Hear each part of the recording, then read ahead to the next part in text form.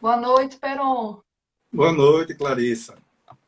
Tudo bem? Pronto, tudo bem. Eu vou recomeçar a apresentação, certo? Agora que você está aqui da nossa Pronto. live para darmos inícios. Bem, o tema da nossa live é Ilíada, uma leitura contemporânea.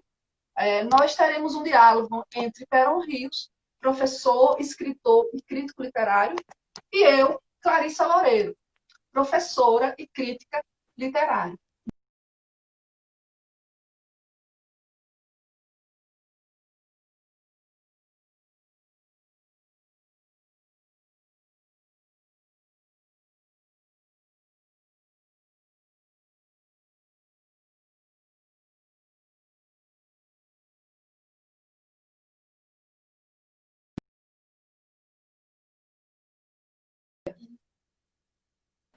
Estou lhe ouvindo, sim. Pronto. Estou Queria ouvindo, sim. dizer inicialmente que como é bom, com que alegria eu estou tendo nesse momento de reencontrá-la para a gente ter esse bate-papo, essa conversa sobre a Ilíada, né?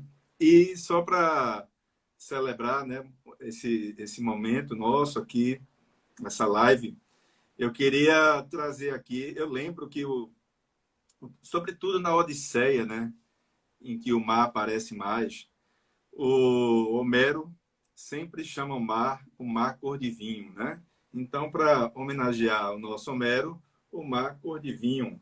E aqui está ele, só para celebrar esse momento, para ficar bem Ótimo, no muito espírito homérico, né? Então, exato. nada melhor do que o espírito homérico do que um vinho homérico. Então, vamos começar Certo. esse momento nosso. Certo. Então, retomando,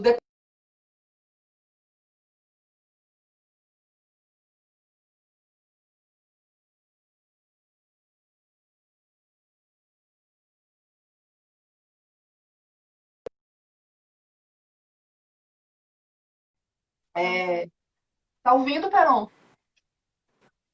Estou Você tá ouvindo, me estou ouvindo, ouvindo. Peron? Estou Certo. ouvindo, vamos lá. Essa, certo. Essa estruturação levava em consideração a fusão entre um feito histórico com uma aderência mítica. Essa aderência mítica tinha uma função muito realizadora. E que contexto histórico é esse que a Ilíada remete, certo? Luiz Costa Lima fala que ela remete a que período é esse? Uma era de bronze. Esse período micênico aconteceu muito antes de Homero existir, certo? Uns 400 anos antes. E o que Homero faz? Ele pega uma memória cultural que existia no povo, certo? E aí ele recria essa memória. Ele não fala de um passado factual, ele recria de forma verossímil. E Luiz Costa Lima fala que esse processo de recriação é um cleaado. O que seria um cleaado? Seria uma canção épica de glorificação dos heróis, certo? Heron quer fazer algum comentário sobre isso? Não, isso. Primeiramente, falar do entusiasmo de alguns autores que acabam contaminando a gente, né?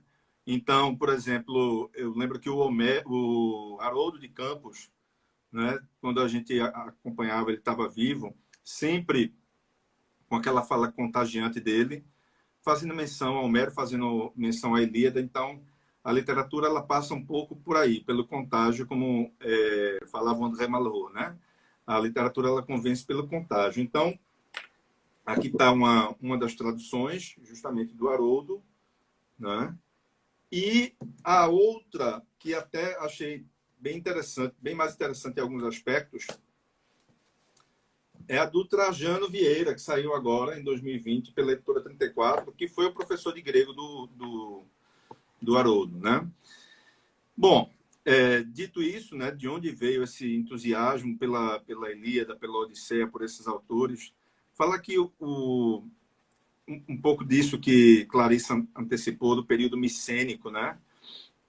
E como muita coisa que a gente vai ver no texto homérico, tem vínculo direto com o período micênico. Por exemplo, a gente sabe que a Era do Bronze, a Idade do Bronze, né? E as armaduras, a indumentária, elas são indumentárias brônzeas.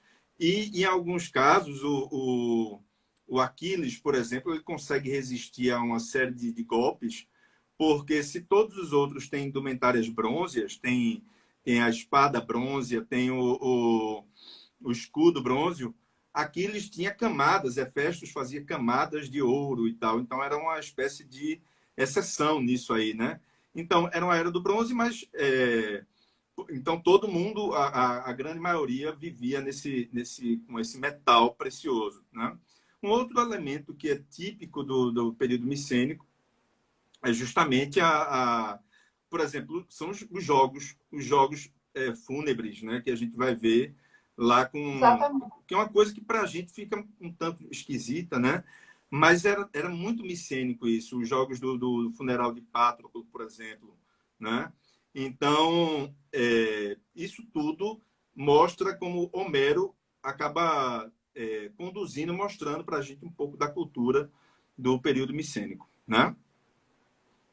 Exato. E dentro disso, como você bem trouxe, a questão da glorificação dos heróis, né? Que eram Isso, bem prestigiados. bastante. E isso fica bem claro já na proposição, né? Eu vou ler para a gente comentar a proposição da Ilíada, em que é apresentado justamente o tema. Para algumas pessoas que não conhecem, certo? O texto, a proposição se desenvolve da seguinte forma: canta-me a cólera, ó deusa funesta de Aquiles ferida, causa que foi de os aquivos sofrerem trabalhos sem conta e de baixarem para o Hades as almas de heróis numerosos e esclarecidos, ficando eles próprios a cães atirados e como pastos das aves. É interessante, né, Pedro? Porque é um texto em que nós temos a fusão do elemento proposição e invocação, né? Já no Isso, início ele invoca, né, a deusa para cantar o Aedo, né, que no caso é Homero, essa cólera e Aquiles, que vai ser o tema, né? A gente vai discutir essa questão da ira de Aquiles, o processo de ira no texto. E reforça o tema do ultraje, que é outro tema que a gente também vai discutir muito forte na estruturação do texto. Essa cólera levou heróis a serem ultrajados, não tendo, que você bem disse, a questão do ritual fúnebre, né? isso. E serem postos a todo tipo de degeneração do corpo por conta de animais, né, e aves. Quer fazer algum comentário? Não. Não, toda essa questão, né, me faz lembrar também, a gente estava falando desse período, a importância do corpo, né, como o corpo é importante para eles, o funeral, né, e ainda só um detalhe, só para não ficar um fiapo solto, em relação a detalhes do período micênico, os epítetos, por exemplo, né? Cada personagem vai ter um epíteto muito característico. Então, isso também é típico daquele momento, né? Mas a questão da invocação, a questão da proposição, o que eles chamavam de... tudo isso era o exórdio, né? Era o Exato. começo.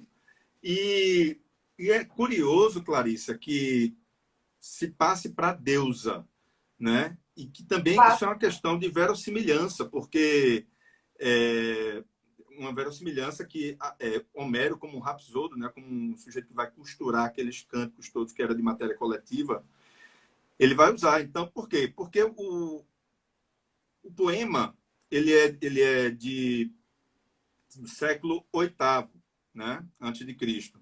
Mas a guerra, ela é de 4 séculos antes, né? Ele vai retomar, quer dizer, algo muito distante. Então, só uma deusa para ter esse poder de recuperar esses fatos com tamanho poder, né? Além do mais, como ele vai falar do Olimpo, vai falar da mansão de Zeus, de tudo isso. Então, uma deusa que tem acesso a esse tipo de coisa. Os homens não teriam. Então, por uma questão de verossimilhança, é curioso como ele passa a bola para Deus. Ele invoca a deusa para falar, né? E também para que a deusa dê força, né? Dê suporte, porque a matéria épica é uma matéria muito pesada, né? Então, sendo uma matéria muito pesada, é preciso que a deusa realmente esteja presente para que essa matéria seja cantada, né? Outro ponto importante que a gente tem que levar, a gente tem muitos alunos de graduação aqui que não tiveram acesso à leitura de um modo geral, né? Que o texto ele começa em um determinado período da Guerra de Troia. Não há o início da Guerra de Troia, nem há o desfecho da Guerra de Troia. Isso está de Exatamente. acordo com o que Aristóteles fala, né? De que o texto épico ele deve ter uma unidade de ação, havendo um assunto central e episódios que o circundam. Então, é uma coisa que a gente pode refletir e que, para quem não leu, deve saber que episódios que estavam na memória do povo grego, como o Pomo de Ouro, não são retratados na Ilíada. A gente percebe que já estava na memória dos ouvintes do Laído, né? A questão da disputa das três deusas pelo Pomo de Ouro e a escolha de pares por Afrodite. E como isso é observado no texto? Hera e Atena o tempo todo querem derrubar Troia. E Isso. Afrodite defender. Outro aspecto que tem que ficar claro para os alunos de graduação é que o cavalo de Troia, que é o que é muito falado, não está na Ilíada. Certo? Isso. O episódio do cavalo de Troia está na Eneida. O foco é justamente Aquiles, esse processo de ira de Aquiles, como se desenvolve ao longo do texto, até o processo de sublimação dessa ira, que é o que a gente vai discutir aqui. Né? Lembrando que, para a gente, isso não é uma memória tão coletiva, mas na época era, fazia parte de uma Isso. oralidade, que era falado. É. Né? Quer comentar alguma coisa? Essa questão, porque muito se dissemina, né? Você colocou muito bem, Clarissa, que o Pomo de Ouro, a causa da Guerra de Troia, né? Tudo isso, muita gente, quando a gente não tem acesso ao próprio texto, a gente acha que está lá. Né? E você lembrou muito bem do cavalo de Troia. O cavalo de Troia falou da Eneida, e por Homero a gente vê ainda na Odisseia. Né? Mas na Ilíada não Exatamente. está. Né? Na Ilíada não está. E uma outra coisa interessante, por exemplo, a Ilíada termina com os funerais de Heitor. Né? Exatamente. Então, finaliza ali. E é lindo o final, na verdade. Né? Uma coisa Lindo, a gente vai comovente, falar sobre comovente. isso. Né? E aí o curioso é que o Homero ele concentra em 51 dias, no último ano, né? no 10º ano da peleja de troianos e aqueus, né? Então, é isso. Essa concentração, é importante que a gente não imagine que tudo isso que está em torno da Guerra de Troia está dentro da Ilíada. Não é verdade. Foi bem lembrado por Clarissa. E um ponto que a gente tem que trazer, o motivo da guerra, né? Justamente para os estudantes que estão aqui, que não têm acesso ao texto, o motivo da guerra é o rapto de Helena. E esse rapto de Helena, ele é feito de forma poetizada, certo? Justamente para recriar outros possíveis motivos históricos que existiram. Esse é um ponto que a gente não pode entrar muito em polêmica. Troia existiu ou não existiu? Existem arqueólogos que falam que Troia existiu, sim, né? E que existiram várias Troias. E que o motivo. Existem argumentos referentes historicamente a esse motivo da guerra. Um deles seria de Troia ser um espaço de transição, né? Dos gregos, porque havia muitos ventos e tinha que ser um ponto de parada. E para isso pagava-se uma certa quantia para ficar lá e acabava sendo um problema para o comércio. Mas nada disso é falado, comprovado. Isso são sugestões, são hipóteses. Mas no texto, esse rapto de Helena está muito ligado a um texto filosófico grego, né? Que é a questão da celebração da honra masculina. Né? Quando Paris rouba, entre aspas, Helena de Agamenon, ele entra no processo de híbris, muito comum na Grécia, que era a hospitalidade. Se alguém me hospeda bem, eu tenho que tratar com clareza essa hospedagem. Então, quando o Paris leva Helena de Agamenon, ele está infringindo essa hospitalidade. E Agamenon não, Menelau, perdão. Menelau. Helena, Menelau, troquei. Menelau se sente desonrado. Então, poeticamente, o texto gira em torno dessa desonra de Menelau, né, em relação a ter sua esposa roubada e ter sua hospitalidade infringida. E essa questão da honra é muito forte para o início do texto, porque o que leva Aquiles a ter sua ira é uma honra também imaculada, porque agora a Agamenon se apropria de um espólio de guerra dele, né? E o que era algo que para os gregos não poderia acontecer, era uma forma de infringir a honra. Então, por conta dessa honra maculada que Agamenon faz com Aquiles, essa primeira ira de Aquiles, certo? Por isso a gente tem que pensar bem claro, jovens, que Ilíada não pode ser tratada como um documento histórico, certo? É um texto literário em que se poetizam, trazendo valores gregos, né? E sempre sentado na vivência dos heróis. Quer falar, Peron? Essa questão da honra, da hospitalidade, só para, de repente, para quem não teve acesso ao texto, né? Lembrando que o Menelau recebe, ele acolhe, ele hospeda o Paris, né? E trata Paris da melhor maneira possível. E sai e deixa Paris sozinho na sua casa com sua esposa Helena, né? Menelau deixa. E aí ele é traído nesse sentido, né? E a hospitalidade para eles é uma coisa tão importante, era para os helenos, né? Era uma coisa tão valiosa que, por exemplo, Glauco e Diomedes, quando eles estão lutando, eles ficam sabendo que os seus antepassados, um hospedou o outro, então eles suspendem a batalha. Então, veja o valor que isso tem para eles, né? Essa importância. E a questão da honra, né? Que a honra masculina, né? É um poema que é bem importante de ser retomado hoje, para que a gente, é importante que a gente compreenda, para não ser anacrônico também, né? Mas que não reproduza, né?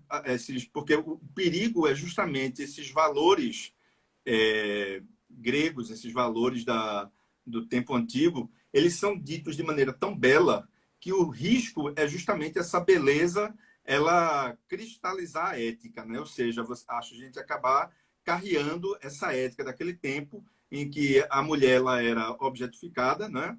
Então ela era espólio de guerra, né? Como Clarissa lembrou bem. Então, por exemplo, Aquiles, a questão da ira de Aquiles fica muito revoltado, a ira dele, a cólera de Aquiles, essa é a matéria da Ilíada, né? É justamente porque o Agamenon, primeiro ele é obrigado a entregar a Criseida, né, a filha de Crises, é obrigado a entregar por uma questão divina, e aí ele diz, tudo bem, eu vou entregar, e ele não queria entregar, mas aí começa o Crises, ele é sacerdote e tal, e ele tem vínculos com Apolo, e ele pede para Apolo jogar uma epidemia de setas no povo, né? E aí, bem, o resultado é que fica se sabendo através de um profeta e tal, que é por conta de Criseida. E aí Agamenon tem que entregar, o Agamenon, né? Tem que entregar. O que é que ele faz? Ele diz, eu entrego, mas... E como Aquiles é um que diz que ele tem que entregar, ele diz, eu vou entregar, você está me forçando a entregar, mas eu vou ficar com a sua também. Então, veja, a mulher, ela é um objeto que é uma mercadoria naquele momento, né? Exatamente. E aí ele diz, então eu pego a sua, você está me forçando a entregar a minha, eu pego a sua, que é a Briseida, que é bonito quando o Homero diz Briseida, belo rosto, né? O epíteto que ele usa. Exato. Então, isso, toda essa questão da honra, mas é uma honra unilateral, porque a mulher ela simplesmente ela é esvaziada. dentro dessa ideia de honra, né? E aí entra a figura de Heitor, mas a gente vai falar depois como Heitor vai um pouquinho na contramão disso, né? É muita coisa, gente, para a gente falar. Eu estou tentando explorar, porque tem muita coisa boa ainda, né? Clarissa, deixa eu só Então, comentar uma coisa, é breve. Lembrando que você falou da questão de Troia, se Troia existiu ou não e tal, que é Ílion, né? Daí a Ilíada, que Troia, ela realmente foi entende-se, né? Alguns, isso é controvertido, que aquilo realmente foi um ponto comercial, não é Lesponto ali tudo.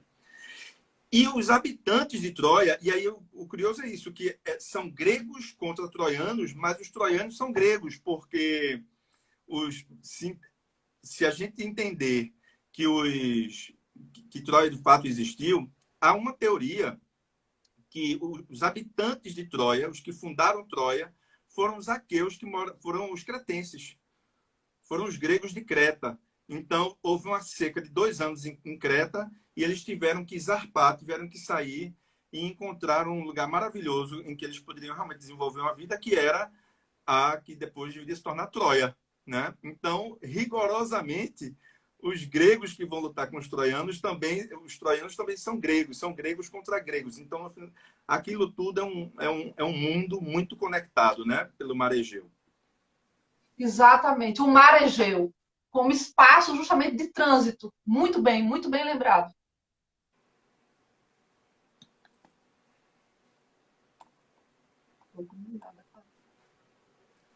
Clarissa, você quer falar Sim, da matéria épica, alguns aspectos? sim, dentro dessa questão da matéria épica, a gente tem que dar muita força aos heróis, né? A celebração dos heróis, que é uma coisa que a gente vai discutir bastante aqui. Os heróis homéricos, gente, eles eram uma inspiração ética e filosófica de uma condição humana e mítica.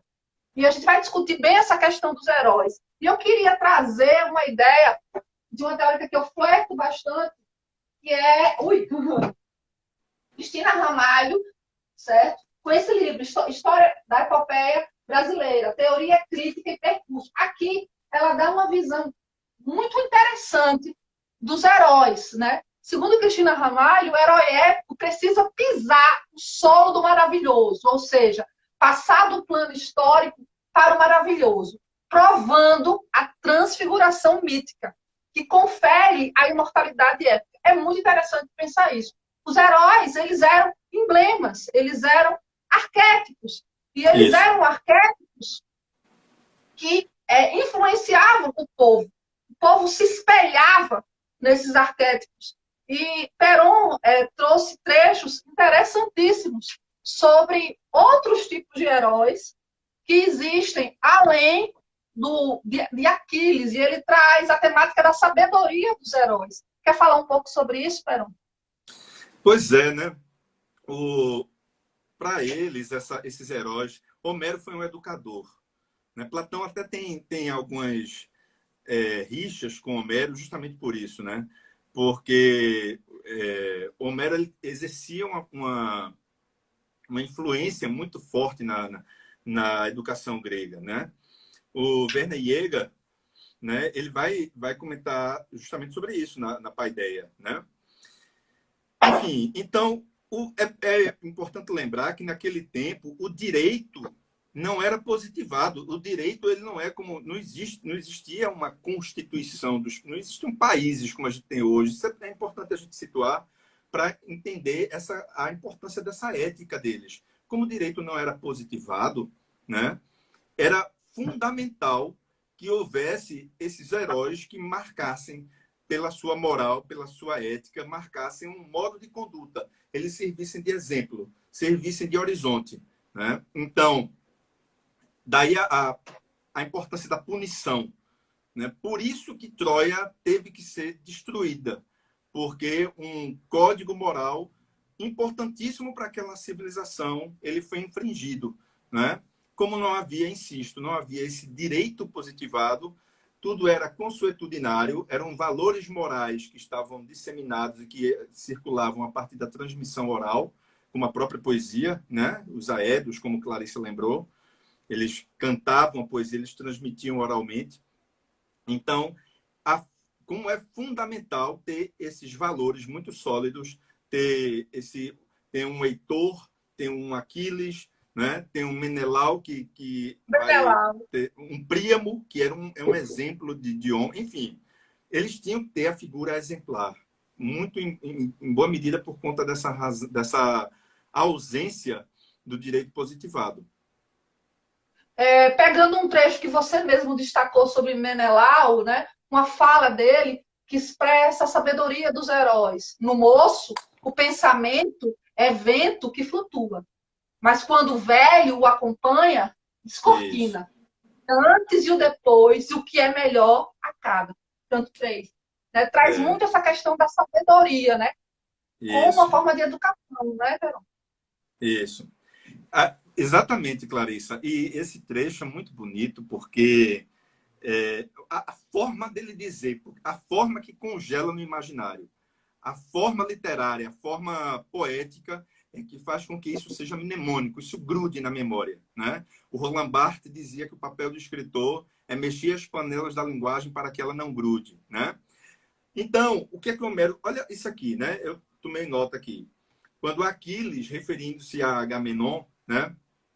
Ele usa uma expressão absolutamente singular para chamar o Agamenon de inconsequente. Mas veja como ele chama de inconsequente. Ele diz assim: a sua mente aloja a insensatez, não sabe articular o antes e o depois. Nossa, isso é um modo de dizer como você é inconsequente, mas ele não diz como você é inconsequente, que isso é demasiado banal, mesmo naquela época já era. Né? Ele diz, você não sabe articular, ele, no caso, Agamenon, não sabe articular o antes e o depois. Ou seja, são pessoas que não têm a capacidade de abstração de modo a perceber, antever as consequências dos fatos. Quer dizer, veja a importância do herói como, mesmo Aquiles, isso é de Aquiles, né? Exato. Aquiles, que foi acusado de usar o intelecto de maneira reduzida em alguns casos, mas Aquiles é um sujeito que também transmite sabedoria na Ilíada. A Ilíada, ela tá é engraçado, porque é um poema da híbris, é um poema do excesso, Exato. mas que traz, Exato. justamente por esse excesso de excesso, tem que trazer lições de sabedoria para que esse excesso seja represado. Certo. Você ainda quer falar da questão da sabedoria dos heróis existente tanto em Enéas, no canto 20, né, da Eneida, quanto no caso de Agamenon, né, conversando Uhum. com Odisseu, Ilíada, quer trazer isso? Quer que eu Quero leia para a sim. gente? Quero sim, Clarissa, Certo. porque é, no canto 20, né? Aí a Exatamente. gente. Oi? Sim, o canto 20. Quer que eu leia antes de você comentar esse trecho? Pode ser, leia. É quando Ah, Aquiles vai falar a Enéas, né, no canto 20, aconselhando o exatamente. Enéas a não enfrentá-lo. Né? Porque Enéas, Exatamente. que é do lado troiano, ele vai enfrentar Aquiles, e Aquiles o aconselha a não fazer isso. Aí ele diz da seguinte forma: diz aí, Clarissa, por favor. Zeus salvou-te como os outros numes no monte Ida. Isso não vai se repetir conforme crê teu coração. Sugiro que na turba multa te embrenhes. Não fiques parado à minha frente até sofrer revés. O tolo só conhece o que já aconteceu. Maravilhoso isso. O tolo já Lindo! só O conhece o que já tolo só aconteceu. conhece o que já aconteceu. Né? Quer dizer, é isso. O sujeito que é solerte, o sujeito que é previdente, o sábio é o previdente. Mas por que ele é previdente? Porque ele vê antes. O tolo é o contrário. O tolo só vê depois que a coisa está posta. Né? O tolo só sabe o que aconteceu. Então, é isso. É um ensinamento moral, mas é uma ética que só pode ser transmitida de uma forma duradoura com uma estética muito forte. Né? Lindo, lindo, lindo, lindo. Você destacou outro trecho maravilhoso, que é quando Antenor louvar a força de Agamenon e ainda mais a inteligência de Odisseu. Quer ler? Leia, leia, use sua retórica, Pedro. Leia Eu que seja leio, agora. nossa, é porque isso é tão bonito, né? Sim, Então, aí Antenor vai louvar a força de Agamenon, porque eles colocam, né? Eles começam a se comparar, porque o Agamenon ele era muito é, forte, né? Ele chamava a atenção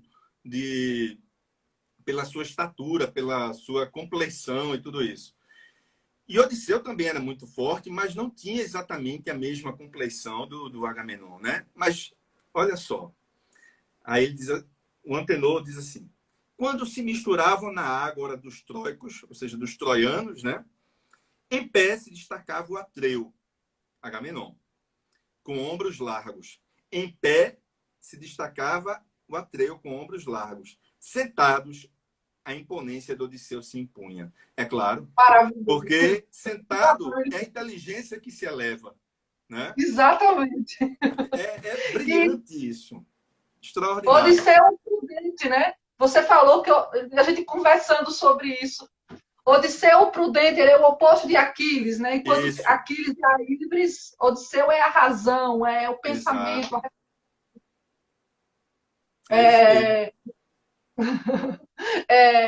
A gente vai voltar para Aquiles agora, falando de um momento importante da Ilíada, né? Quando Aquiles se consagra em seu protagonismo bélico, né? É o segundo momento de ira de Aquiles, né? Quando ele, consumado pela dor da perda de Patroclo, traz à tona um princípio agnóstico grego, que é o da superação das adversidades através da luta. O que quer dizer isso? Vamos tentar contextualizar. Patroclo, seu companheiro, né, para levar o povo grego à batalha, já que Aquiles tinha abandonado, veste a armadura de Aquiles de forma belíssima e inspira, né, o povo grego. Só que essa inspiração vai demais, porque Aquiles avisa, não se aproxima de Heitor. E ele vai em direção a Heitor e luta, e Heitor assassina Pátroclo. E antes de Pátroclo morrer, Pátroclo vira para Heitor e diz, não se preocupe não, você vai morrer na mão de Aquiles. E o interessante é que Aquiles vai e sabe que depois disso ele vai morrer. Ele está marcado pelos deuses a morrer. Mas ele sabe que nesse momento que ele lutar com Heitor, ele vai chegar ao seu aspecto de glória. Por quê? Ele só consegue a glória quando conseguir um parceiro que esteja no seu nível bélico. Não é verdade? E quem é que está no nível bélico de Aquiles? Heitor. Só superando Heitor é que Aquiles vai se imortalizar. Por isso que Aquiles, depois que supera Heitor, atinge seu grau máximo e pode morrer. Quer falar um pouco, Peron? Não, é isso, né? Ele avisa ao Pátroclo, não vá, né? Não, vá disputar, vá lutar para proteger, porque justamente os troianos estavam avançando muito, né? E tudo isso porque Aquiles, olha, é um teimoso, a ira dele era implacável. E ele ficou, ele disse, eu não vou lutar. Agamenon até se dispôs, né? Ele abriu a guarda, ele pediu desculpas e tal, mas mesmo assim, Aquiles não abriu a guarda dele, né? E o que foi que aconteceu? Os troianos começaram a avançar e ameaçar justamente a defesa dos aqueus, né? Dos argivos, dos gregos. E, bom, aí Pátroclo diz, faz o seguinte, me dá tua armadura, me dá tuas armas e eu vou lá defender. Aquiles diz, tudo bem, foi o que Clarissa trouxe, né? Mas cuidado, não enfrenta Heitor, porque Heitor era o homem forte de Troia, né? E Aquiles é engraçado, porque Aquiles ele é grande, ele é o maior de todos, ele é o filho de uma deusa, Tétis, e Heitor é mortal. Então, exatamente. Aquiles... Exatamente. Né? Aí vem o da Arete, né? Ambos são excelentes. Né? O que é a Arete? É excelência na função de guerreiro. Isso. Ambos são excelentes. Ambos lutam, ambos são carismáticos, mas existe uma hierarquia, que foi o que Peron disse. Heitor era um príncipe, era um aristocrata, mas Aquiles foi gerado por uma deusa. Uma E deusa. aí que Heitor fica morrendo de medo, e corre de Isso. Aquiles. Clarissa, a angústia, você colocou muito bem, a angústia de Aquiles era não ter o renome. Porque a vida dele era curta, ele já sabia disso. Tétis já tinha dito que a Moira dele já tinha definido, a Moira, né, como um destino terrível, a sua vida é curta. O medo dele era que a vida terminasse sem que o renome chegasse, né? O Kleos, né? Como diziam os gregos, era o Kleos, era o renome, a glória que Clarissa lembrou. Exatamente. E eu considero que esse momento da Ilíada é um momento clímax para Aquiles, né? Porque é o confronto de dois guerreiros que se tornariam modelos no imaginário ocidental. Aquiles se tornaria de modelo e Heitor se tornaria outro tipo de modelo. Os episódios anteriores preparam para esse momento clímax. Você concorda, Peron? Concordo demais. Concordo demais. E só antes de voltar à questão do clímax, Clarice, eu lembrei de uma coisa. Você falou da virtude, Sim. você falou da arete, né, que é um conceito muito importante para eles. Não confundir com a ideia de força. Né? Então, Exato. por exemplo, a virtude da faca é cortar. Né? A gente hoje tem a ideia de virtude, ela é muito passada pelo cristianismo. Né? Então, o virtuoso é o sujeito que faz feitos bons. Não. Para os gregos, o virtuoso é aquilo que tem a capacidade de fazer justamente os feitos para os quais ele foi destinado. Então, a virtude da faca é cortar. Se vai cortar alguém bom ou mal, é outra história. Né? Então, por exemplo, cada personagem tem uma virtude nesse sentido. Então, até os deuses têm virtudes nesse sentido. Hefestos tem uma virtude, que é ser metalúrgico. Né? O Zeus tem uma virtude, que é ser um ajunta-nuvens. Enfim, né? Isso tem uma importância muito grande, porque... Eu quero pegar... Você botou aqui a questão da balança de Zeus. Né? Essa questão é importantíssima. Gente... Então, o Pândaro, por exemplo, que vai quebrar o pacto, né, que tinha sido feito entre os troianos e os gregos, ele, quando joga flecha, inspirado por Apolo Sagitário, ele era o sujeito que sabia atirar flechas, era a virtude dele. Né? Então, isso para os gregos é muito importante, para aquele pessoal, aquela civilização. A virtude é nesse sentido. Então, muito importante isso. E quanto à questão do clímax, Clarissa, nossa, é o que você falou, né? A gente fica esperando o confronto de Aquiles e Heitor. Né? Hoje, isso fica um pouquinho diluído, infelizmente, porque todo mundo já sabe a história. A gente sabe que Heitor foi morto por Aquiles e tal. Mas você ouvir isso pela primeira vez, sem saber exatamente o que se passa, cria uma tensão narrativa muito grande. Né? A tal ponto que os deuses, na hora que eles estão se confrontando, Heitor ele começa a correr de Aquiles. Eles percebem a questão da hierarquia que você colocou. Né? E aí, dá 3 voltas. Dá 3 voltas no mundo. Exatamente. 3 voltas ao redor da cidadela de Troia. Né? E aí é engraçado, porque o maravilhoso ele é relativizado, porque Aquiles é de pés velozes, mas não exatamente suficiente para pegar Heitor antes das 3 voltas. Né? Verdade. Aí é engraçado que esse maravilhoso ele é reduzido nesse momento. Bom, só para finalizar esse meu comentário, né? Quando eles estão correndo, até os deuses, Clarissa, estão na expectativa. Os deuses estão na expectativa. Eles ficam olhando. Tem um momento que diz assim, e os deuses todos lá de cima, todos estão reunidos para ver aqui. Veja que coisa, que homens valorosos, porque os deuses, que deveriam ter funções mais nobres, eles se reúnem para ver os mortais se digladiando. Né? E aí a questão da balança de Zeus, né? Você quer ler o trechinho? Eu quero, mas antes disso, só fazer um adendo. Gente, essa participação dos deuses na Ilíada é muito forte. Né? Nesse momento que Peron trouxe de os deuses pararem para assistir, é o clímax, porque antes, nas batalhas, os deuses vão para a zona de guerra e lutam os guerreiros, sabe? Afastam flechas, ajudam a chegar flechas. Só que nesse momento, como o Perômen disse, eles param, porque é um momento em que dois grandes guerreiros, que tem que colocar em evidência que não é pouco, eram dois grandes guerreiros. Então, Isso. não podia haver essa interferência, porque era como se fosse um momento artístico para os deuses, um momento solene, né, que marcaria a história, e realmente marcou. Então, vamos entrar na questão da balança dos Zeus, né, que é belíssimo. Você vê a Perón.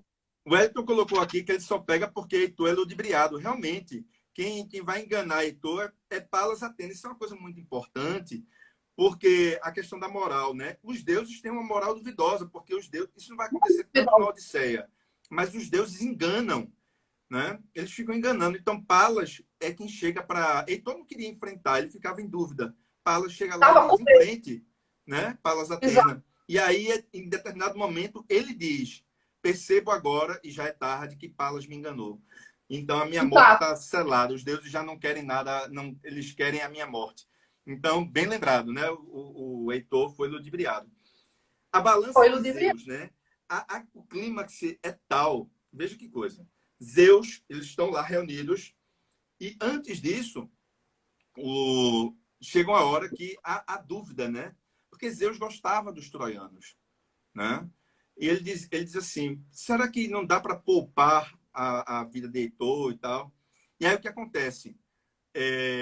Palas diz, não, porque é preciso lembrar a história do pomo de ouro, que Clarissa lembrou, né? Gente, Palas e Hera estão revoltadíssimas com Troia, por causa da história do pomo de ouro. Elas querem vingança, elas querem destruir Troia. E Afrodite, claro, fica do lado dos troianos, porque foi ela quem foi escolhida por Paris e tal, né? Porque ofereceu a mulher mais linda do mundo, que é Helena. As outras coisas. Só que o homem vai escolher o quê? A mulher mais linda do mundo. Então, aí vem Zeus diz, então tá bom. Então vamos... Palas Atena, sábia, né? O ícone da sabedoria, diz, não, de modo algum e tal. Então Zeus, ele lava as mãos, né? Só que, e aí é engraçado, porque os deuses, nesse momento, a gente vê que eles não são exatamente oniscientes como o Deus cristão, né? Porque Zeus, eu adoro essa humanidade. A humanidade, eles são antropomorfizados, né? E aí Zeus vai usar a sua balança para ver quem é que vai morrer. E aí vem o trecho. Zeus toma a áurea balança e em cada prato põe a Quere e a Troz. A Quere é justamente são as divindades que vão marcar a fatalidade, as mortes trágicas, né? Zeus toma a áurea balança e em cada prato põe a Quere e a Troz. Uma de Heitor toma Corcés, olha o epíteto, a outra de Aquiles, suspendendo-a pelo centro. E pende para Heitor o dia assinalado para descer ao Hades. E é bonita essa imagem, porque a balança pende, cai, e esse movimento da balança caindo é justamente a alma de Heitor que também está caindo para o Hades, para o reino a mansão do Hades, né? Exatamente. Exatamente. É muito poético, né? Porque a balança está em outras culturas também, né, Perón? Como a decisão, né? Isso. Da justiça, como você bem trouxe. É belíssimo, é poético demais. É lindo demais.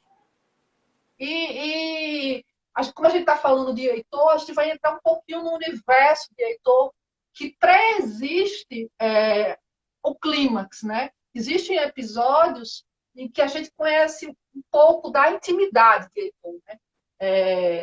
Da construção do personagem Heitor. E eu peguei um trecho que eu acho um dos mais belos, que é conhecido como a oração de Heitor. É quando ele sabe que vai morrer, né? Procura a esposa e diz, né, abertamente que teme por ela se tornar escrava e que prefere estar morto a ver esse momento. Teme tanto por se tornar escrava que o temor é maior do que a morte do pai, a devastação da cidade. E, num momento de extremamente carinho, ele ora pelo filho.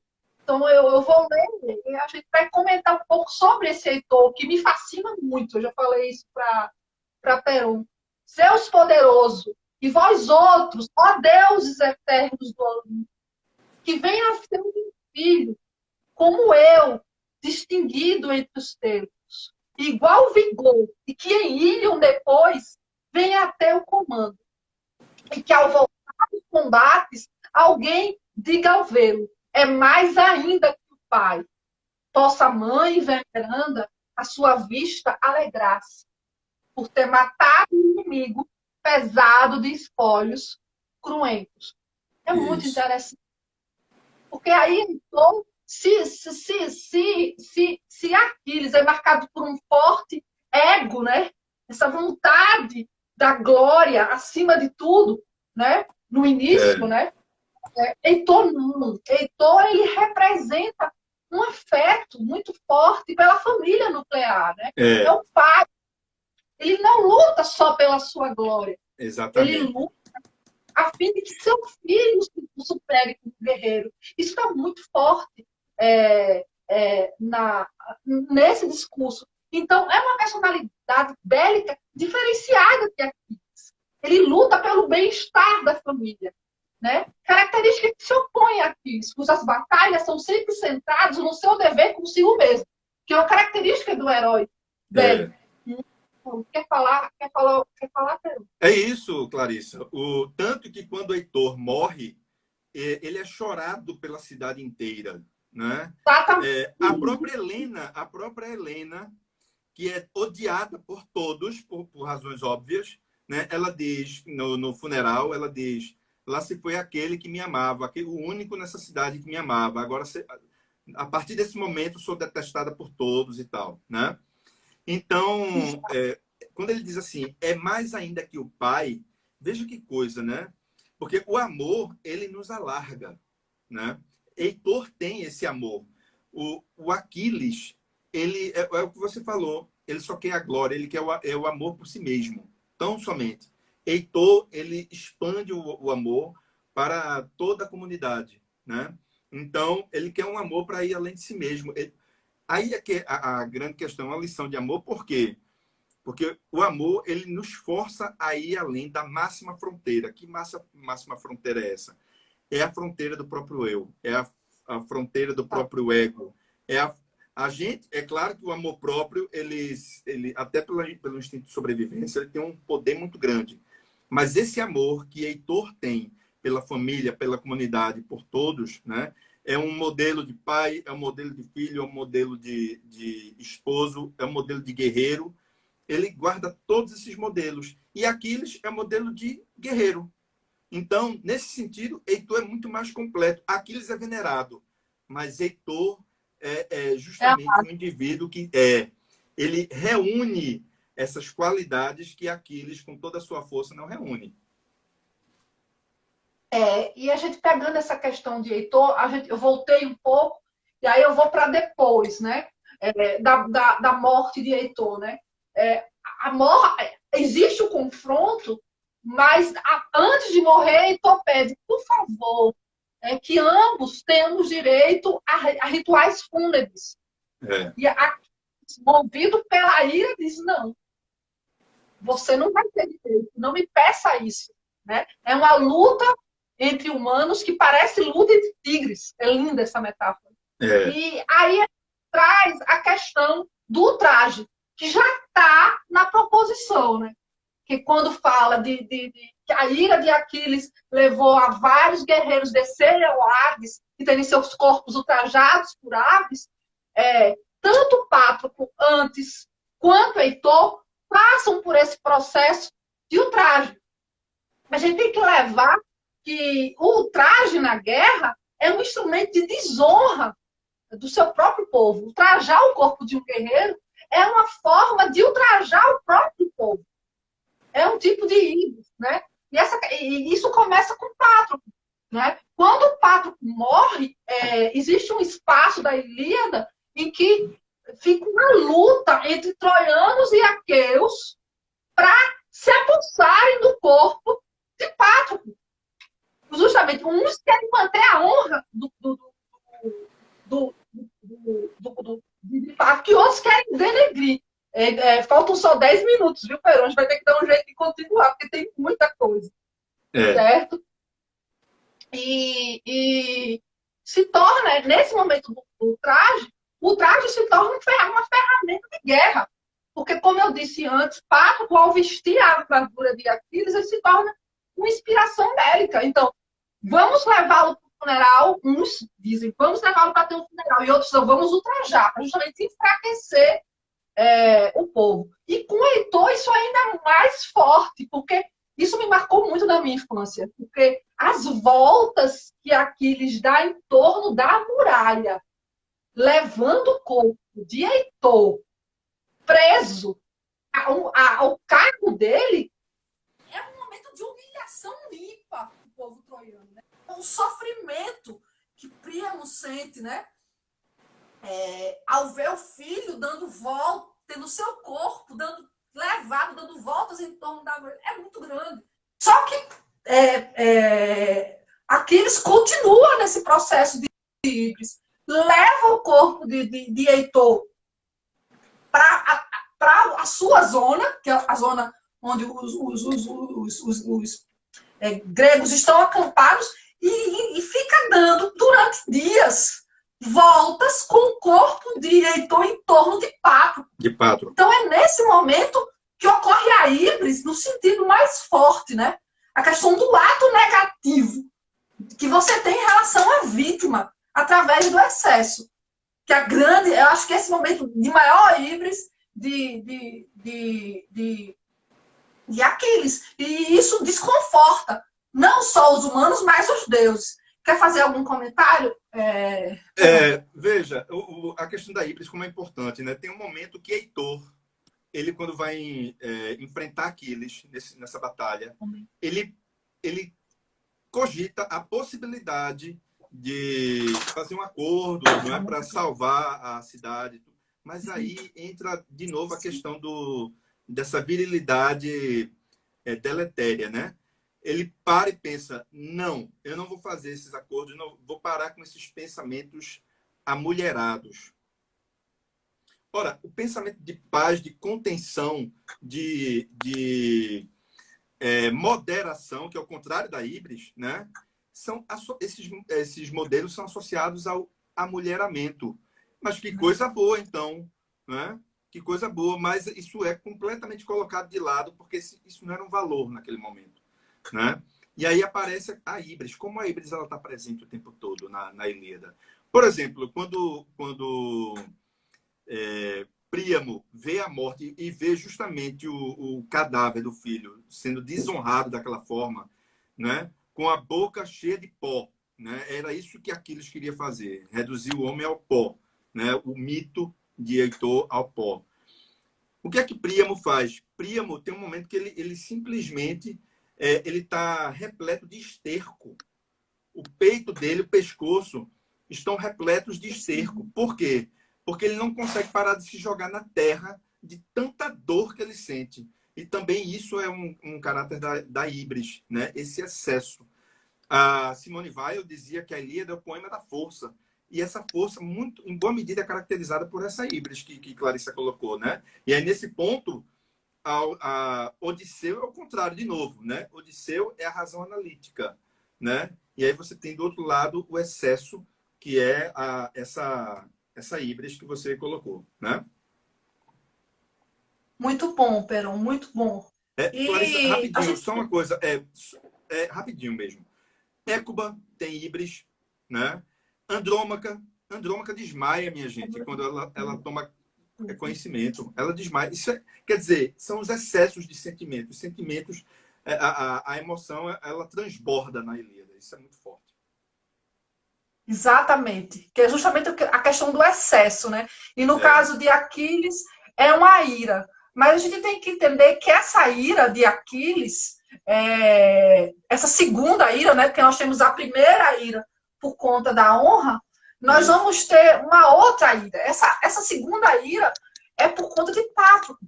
Isso. E um dos pontos que me chamam a atenção nessa ira é o sentimento de filos, né? Que existe entre Patroclo e Aquiles.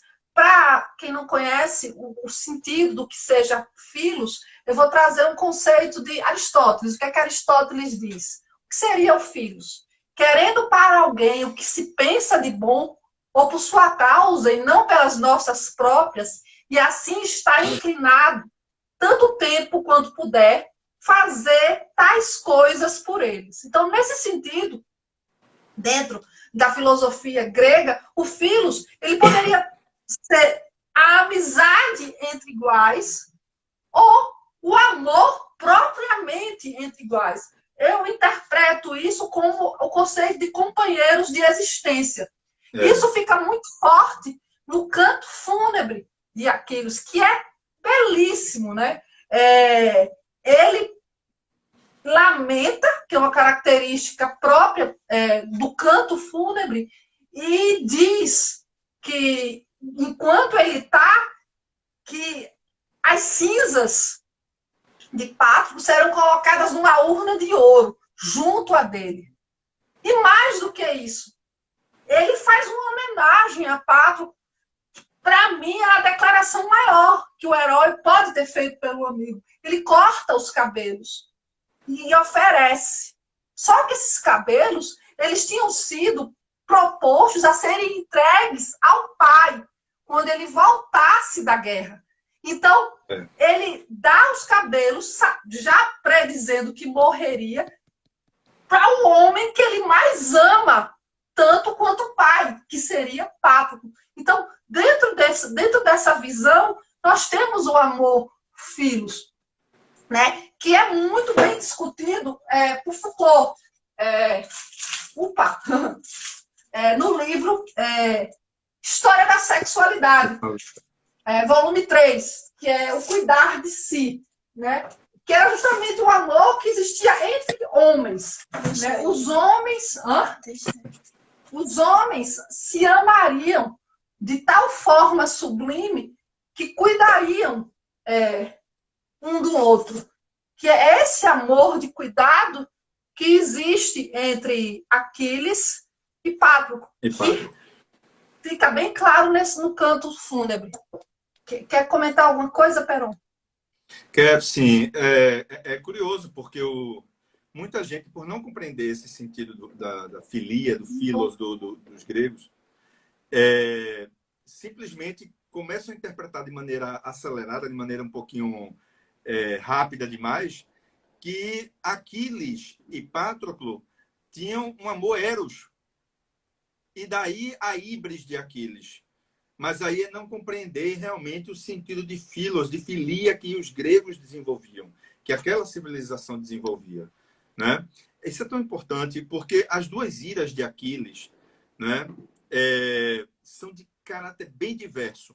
Tem um filósofo chamado Martin Buber, em que ele tem um livro chamado Eu, Tu, né?